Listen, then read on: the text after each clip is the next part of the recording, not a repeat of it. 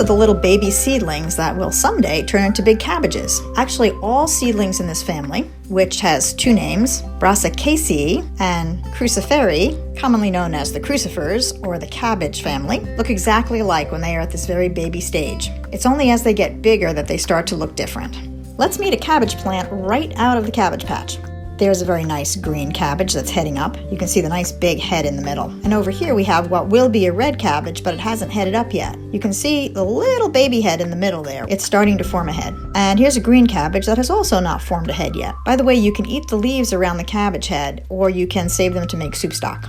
Here's another handsome red cabbage that is a little farther along in the heading up process. Now, to tell if your cabbage head is ready to pick, you would gently squeeze the head. If it feels firm throughout, then it's ready. If it has some give, it's not fully formed yet. How big the head gets really depends both on the variety of the cabbage and also if the cabbage got enough water and food while it was growing. You can leave fully formed heads on the plant for short periods of time, like a week or two, once they've completely headed up. But if they're left on the plant for longer than that, the heads might crack open, and that would let bugs in. So you don't want to wait too long to harvest your nice firm heads of cabbage. Cabbage will not regrow a single central head, so once you've cut that off, you're done with the big head. But you can leave the plant in the soil because smaller cabbage heads will sprout from where those big leaves meet the stem. Now, speaking of tiny side cabbages, here's a plant that's all about tiny side cabbages, and it's Brussels sprouts. So here's the beginnings of some Brussels sprouts on this Brussels sprout plant. The tiny little cabbages that are Brussels sprouts grow in the armpits of this great big plant where the leaves meet the stalk. And these will get bigger and form tight little sprouts. They're ready to harvest when they are somewhat firm when you squeeze them. Brussels sprout plants, however, are enormous. They're probably even bigger than cabbage plants. They are certainly taller. And so you do have to have a fair amount of room for them, just like cabbage. Red cabbage contains powerful compounds called anthocyanins. They give this delicious vegetable its vibrant purple color. Anthocyanins are plant pigments that belong to the flavonoid family. Many studies have found a link between eating foods rich in this pigment and a reduced risk of heart disease. Today's recipe is cider-braised cabbage and apples.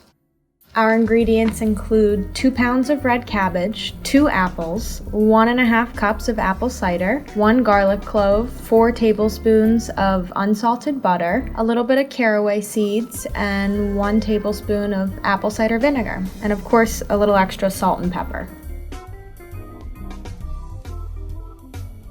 First, we're going to core and cut our cabbage. This is a good recipe to have all your ingredients measured out and prepped before following all of the instructions.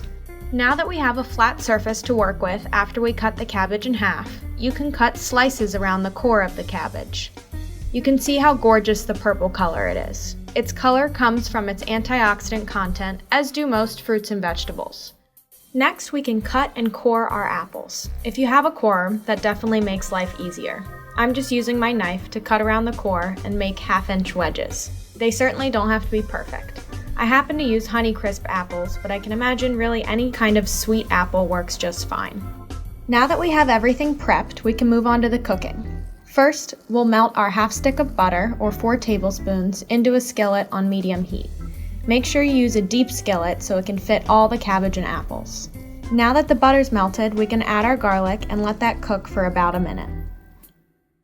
Now that our garlic is nice and cooked, we can add the cabbage and apples. You may need to let some of the cabbage shrink a little bit to fit all of it in there.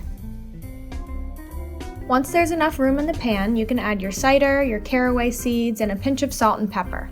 Mix it all together so everything is covered with your new additions. Cover and cook, stirring occasionally, for about 15 to 20 minutes. Don't forget to stir it around every once in a while it simmers.